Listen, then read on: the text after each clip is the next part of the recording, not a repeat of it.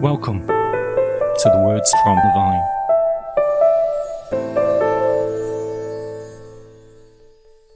There was a time when I wrote a great many religiously themed stories. I suppose in many ways I still do. But back then the stories were often heavy-handed and preachy. They were attempts for me to understand my own opinions and feelings regarding religion and the broader aspects of what religion means to everyone.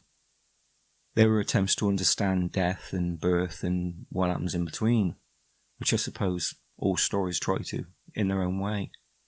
Things evolve though, stories sometimes doubly so, and the story that this once was has evolved into something quite different.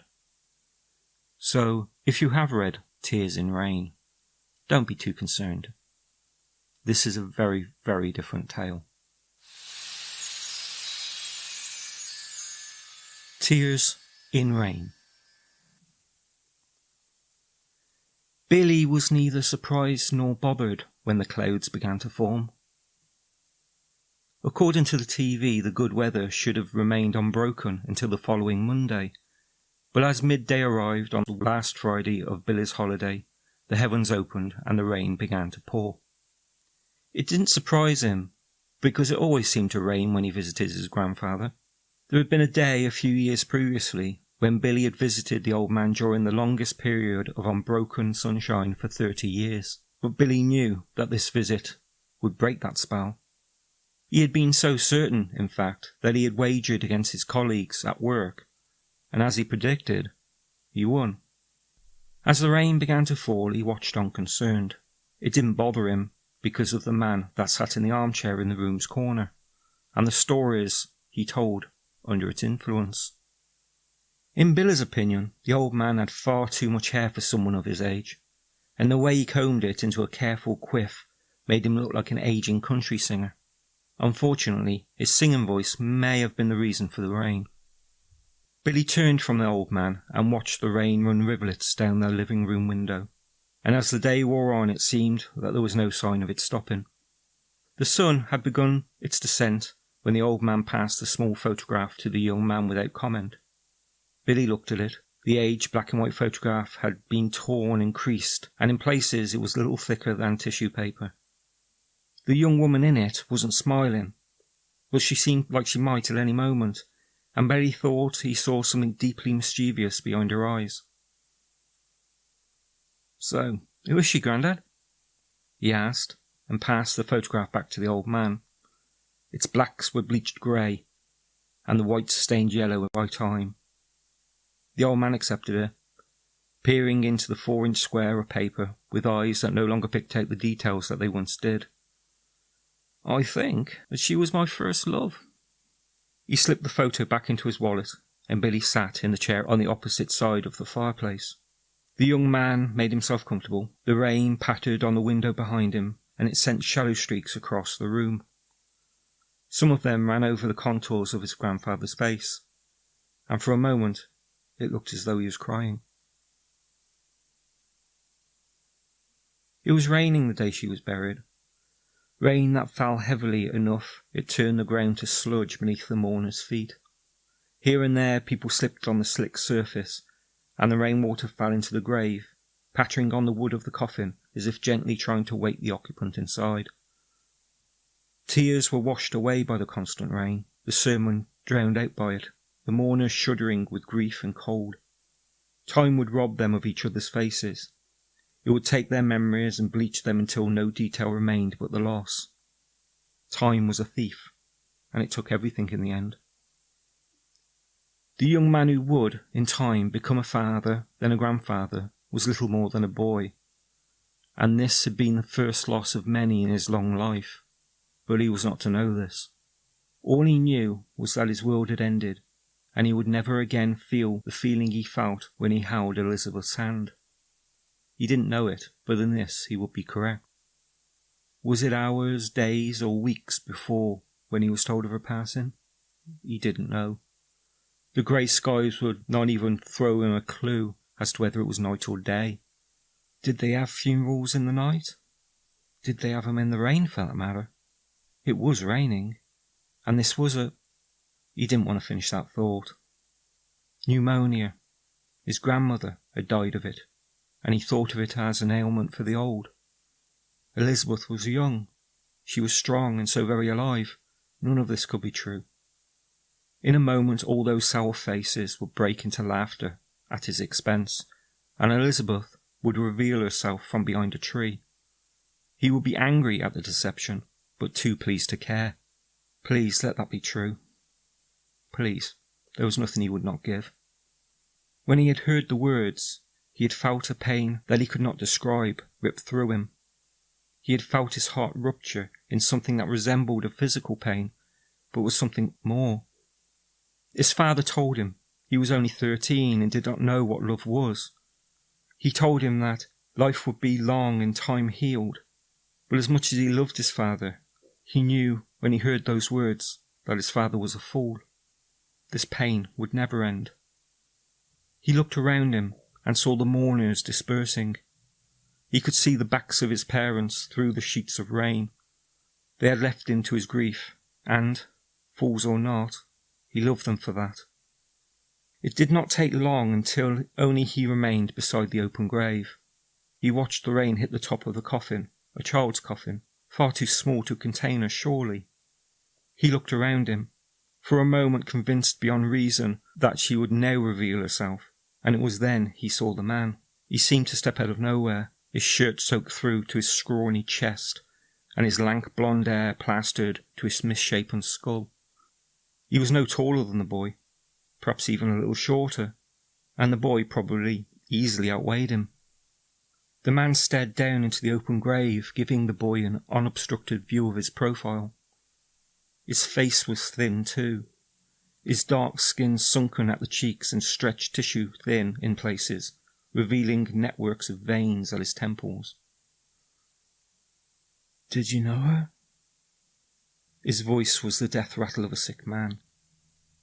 The boy did not trust his ability to create words, so he just nodded. For a time they stood in silence but for the continual rumble of the rain on the muddy earth, like two old friends comfortable in each other's presence. "I've stood by many graves in my time." He looked up, and the rain fell on his upturned face. "And every time it seems to be raining." His storm blue eyes narrowed, then closed. "I love the rain. I hear you people complaining about it, and you don't know how lucky you are. Where I grew up, we prayed for rain, Abruptly he stopped, and turned his head to face the boy. "Do you want to hear a story, boy?" Either the boy nodded, or the man decided to speak anyway. "This not only happened a long time ago, but in a land far from here. A land that consisted of desert larger than you could imagine. It was a difficult life out there amongst the dunes, but in some ways it may have been richer in its simplicity.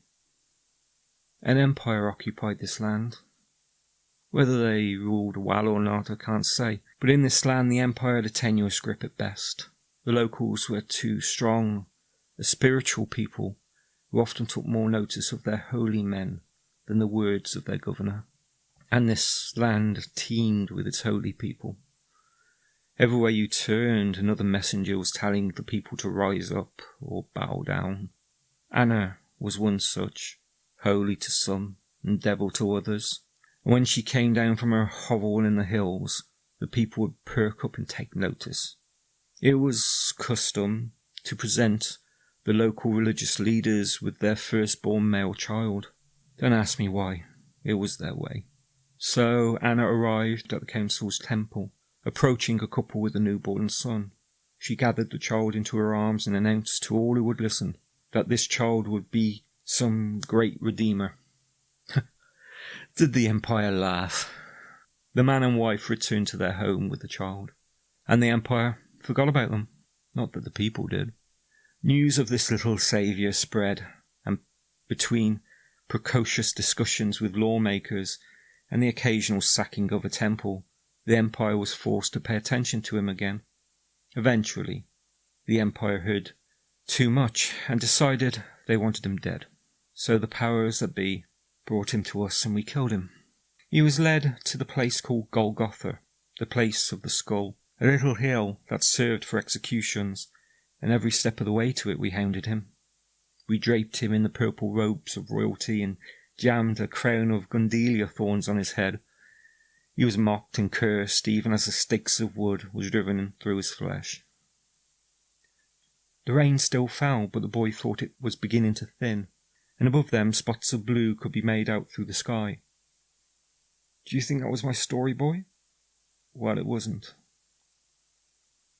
3 days later, the man's grave was found empty, and that night he visited me in a dream. I was in the fields I played in my youth, a lifetime away from the dust and sand, and he sat with me on the grass as I weaved reeds into a horse harness. His face was torn from the gundelia thorns, and when I looked down I could see the folds of his organs through a lance wound in his side. He spoke of outliving the oceans, and I told him that he would. But then he smiled a sad smile and said, "No, not I." And then I awoke to horror. I didn't realise it at first, but I began noticing old scars mend and old aches fade, and I knew the dream wasn't just a dream. My skin had turned to something flawless, and I no longer found solace in sleep. I sat awake, watching, horrified, as the pores on the back of my hands closed up, as my heart stopped, as my breath ceased, as I died without death. The breaks in the clouds are wider now, but the sunlight was just as muted. The rain had transformed into little more than a mist that settled on the boy's face in a cool spray. He felt the breeze cut through him, but the chill he felt had little to do with the weather. Then came the thirst. The man's words were little more than a whisper, and the boy asked himself if he had heard what he thought he had heard. The boy felt himself shudder, and he looked around the cemetery. The mourners had long since gone, but when he looked back at the man, he wished he hadn't.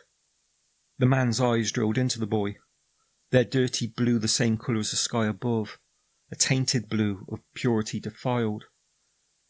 It was only then that the boy realised that the man was skinny, yes, but he was not weak, and he carried a snake-like menace. But that isn't my story either. The step he took toward the boy was not menacing, but the boy still took a step back. My story began with the dreams I had after, the dreams and the hunger. He took another step, and as the boy took a further step back, he felt his feet slip on the waterlogged earth. He did not fall, but it was close. You can't do what I did and keep your soul. The man lunged, and the boy ran, and he did not stop running until he reached home. Billy's grandfather hunched sideways in his chair and reached down to press the heel of his hand against his right hip. The sun had disappeared over the horizon, and Billy realised the room was uncomfortably dark. He rose and turned on the light, his grandfather squinting against the sudden glare. Billy stood with his hand on the light switch, unable to move for a moment, thankful of something to distract himself from the questions. "Make a cup of tea, Billy. I need a drink." Billy didn't move. "Don't stand there like an idiot, Billy. Tea, in cup, in hand." Billy exited to the kitchen, where the old man watched the rain patter against the window. The old man felt very old. The story, the telling of it, had aged him. But the time came when secrets weighed too heavy to hold by yourself anymore. Besides, it was almost over. He reached into his wallet and took out the photograph. Elizabeth had been born in the same hospital as he was, within an hour of his own birth, and his earliest memories were all of her. And he owed her a confession, and a confession was only a confession if told to someone else. In the kitchen he could hear Billy searching for tea, as the kettle began to boil. When the boy returned with the mug of tea, the old man gratefully took it. He steeled himself and continued. The boy stripped off his clothes and almost scalded his skin on the water he poured into the tin tub the family used as a bath. In the tiny bathroom, the steam pressed against him and obscured everything further away than his own hands. Even his feet at the other end of the tub was in a place of mystery. He washed and scrubbed and washed again, unsure of what he was trying to wash away, knowing that memory wasn't so easily banished. The final image of the man would not fade. The boy didn't know the word cadaverous, but when he first heard the word some years later, he thought of the man in the cemetery. And when his friends went to see the Universal horror pictures and later the Hammer films, the boy would never go with them. He knew the reality, and he knew those films were not merely entertainment, even if they thought they were. There was real horror in the world. Eventually he climbed from the bath and dried off. His parents were in the living room, quietly listening, no doubt. The boy wrapped a towel around him and crept across the hallway and up the stairs to his room. He moved silently and did not hear movement from where his parents sat. All he heard was the radio playing with its volume turned low, but nothing more. His room was the smallest, they called it the box room, but it was big enough for his clothes and his books, and that's all the boy needed. There would be a time, soon, when the family would move to a modern building, complete with upstairs bathroom and central heating. His mother would miss the stone pantry, and his father would miss the large garden, but the boy would miss nothing. I would wake every morning after the move, thankful for it. Perhaps, he always thought, it would mean I wouldn't be found, like I was that night. Unaware of all this, the boy pulled on his pyjamas and climbed into bed. It took a long time, but eventually he slept a sleep of shadowy dreams. When the pain woke him, he could not place where he was. Outside the open window, the sky was black as pitch. Not even a star shone, and inside the room it was as silent as a grave. He was cold in spite of the blankets covering him. Perhaps it was because of the open window. He didn't remember opening the window. His wrist stung, the cold making his fingertips tingle unpleasantly. The palm of his hand felt as though it was clamped in a workman's vice. He turned lazily to draw his arm back under the covers, but it didn't move. "You're not here alone, boy." The voice was the whisper of a corpse. It was a voice of a thing that liked to tell stories and visit graves, and it belonged to something that liked the rain. The boy's eyes adjusted, and the darkness began to split into shades of grey. The square of a window and the flattened oval of the mirror on his mother's old dressing table. On the wall was the vague outlines of the John Wayne poster his father had brought back from a visit to London, and beneath this was the sunken shape of a man.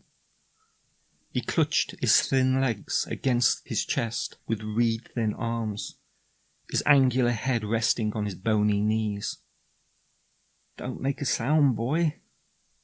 We wouldn't want to wake Mama and Papa now." The boy could still not move his arm. His whole body felt leaden and cold. "It was rude of you to run before I'd finished my story. Your parents would be disappointed in such a rude child.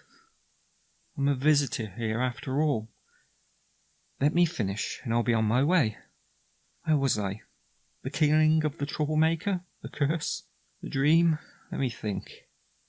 No, it was the dreams I had after, as well as the hunger. The man we killed was a messenger, but he was carrying 2 messages, not just the one everyone heard. While all his followers roamed the dusty dunes with him talking of their God, they didn't consider the whole other side of that coin. It was that other side that visited me and made me what I am today. Sorry, how rude of me. What we are today." On cue, the boy heard a slurp, the same sound he would sometimes make if his parents took him to an ice cream parlour after one of their rare visits to the cinema together. It was the sound of someone trying to get the very last drop of melted ice cream from the bottom of a bowl. And then he realised why he couldn't move his arm. With his other hand, he reached for the thread that would turn on his bedside lamp. His flesh was cold and did not want to move, and now he thought he knew why this was.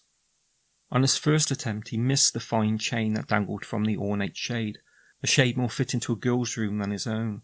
Then on the second he caught it, but it didn't manage to flood the room with light. Instead, there was the briefest illumination, a blink of light, and in it he saw the man curled under his poster, and the room as it should be around him, and beside the bed a huddled mass that may have been a person, but may have been something else. He reached again, and this time the light caught, and for the second time that day he wished he hadn't looked. The grave dirt still clung to her hair, and the white dress she wore was stained red with his blood. She had his wrists clamped between her teeth, and she clutched at the palm of his hand with a strength she was not capable of in life. Hours ago he had wished for it, and now it had become reality, and his mind rebelled against it. He had said he would pay any price, and as that thought ran through his mind, he heard the man cackle to himself quietly. "You had so desperately wanted her back. I thought it was the least I could do after you listened so patiently to my tale." With a sound much like that of water rushing from a tap, he felt the blood drawn from his body, and the world around him grew grey. The room tilted and swam, and a throbbing pain reached up from the nape of his neck and squeezed the soft jelly of his brain. What happened next was not intended. The hand that clutched the thin chain that led to the bedside light convulsed, dragging the light with it. The shadows of the room elongated then retreated, as the light arced over the boy's prone, vulnerable form. The ceramic base of the light hit the girl and shattered. She pulled back in a sharp, bird-like movement, her eyes glittering as the lampshade fell away. The bare bulb illuminated her in a hard, cold light, and the boy pulled his arm from her grasp.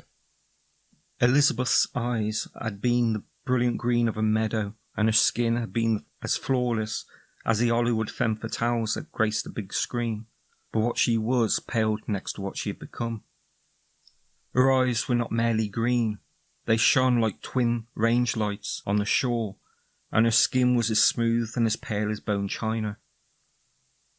The red that decorated her mouth stood out against her skin, and the boy found himself captivated by it. Movement fluttered across the wall, a living shadow that slid soundlessly to the window. Then the man was there, his thin fingers clutching the frame, and his face reflecting the meagre light from the moon. No smile pulled at those pale lips, the remnants of his benign veneer finally gone. "Heaven has no place for me, boy, and time is all I have." Then he was gone. Perhaps he evaporated and was carried away on the wind. Pain cut through the boy once more, sharp incisors slicing through the soft flesh of his wrist, and flesh blood flowed. The sound she made was more urgent now. Gone was the gentle lapping, to be replaced by a gnawing and scraping as her teeth met with the bones of his wrist. Through the window he could see the first rays of dawn, perhaps the first sunlight he had seen in the days since Elizabeth's death. The colour in it waned and ebbed as the blood was drained from him, the hard edges of the window frame softening and twisting as his consciousness began to leave him. Then, suddenly, the thing that had been Elizabeth released him and screeched. A thin ribbon of smoke rose from her arm as the sunlight hit her body, and the boy knew what he should do. He knew, but he did not want to. He wanted to die now. He wanted the price to be paid.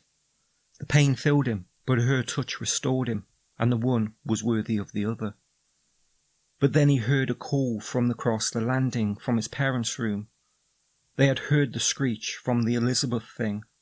Soon they would burst through the door and she would be on them. The boy was willing to pay the price. He wanted to pay the price. But some prices were too high. He rolled from the bed and landed on her, rolled until his back was to the floor and she was on top of him.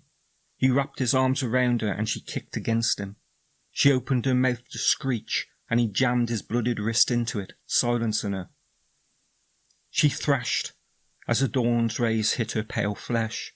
Her legs pounded, her feet slamming into the floor. The boy heard shouts from his parents' room. Under his tightening grip he felt something in her body give, a desiccated crunch as something collapsed inside her.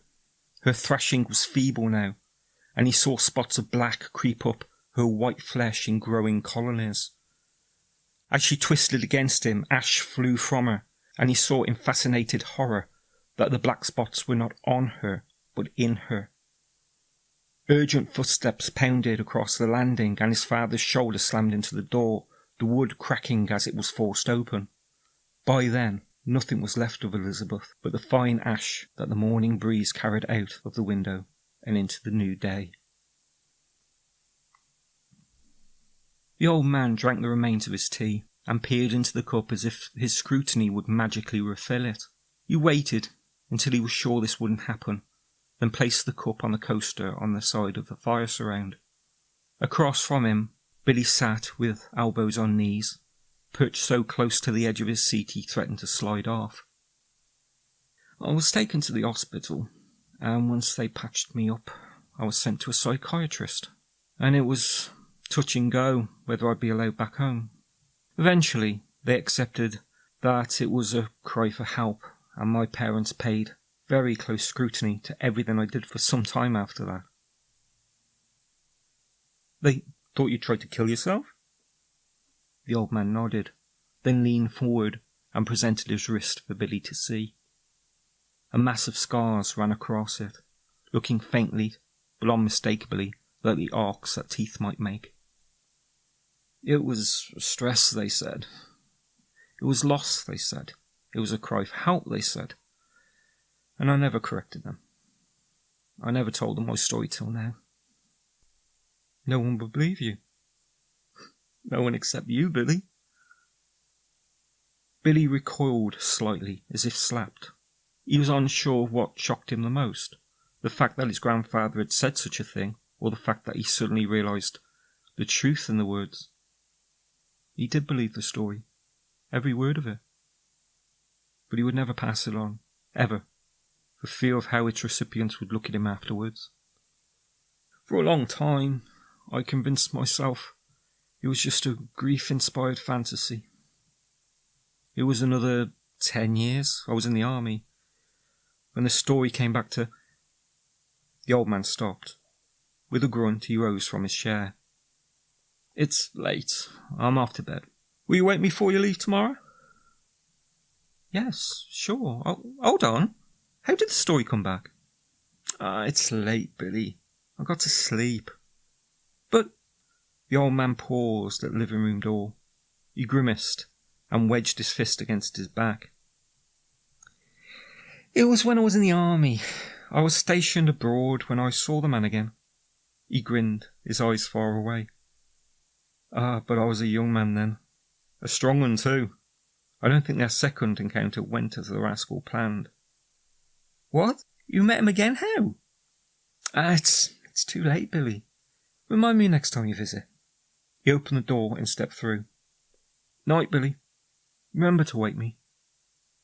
Billy slumped back into the chair, listening to his grandfather slowly take the stairs and hearing the creak of the floorboards as he made his way to his room. He sat in silence, accompanied by his own irritation.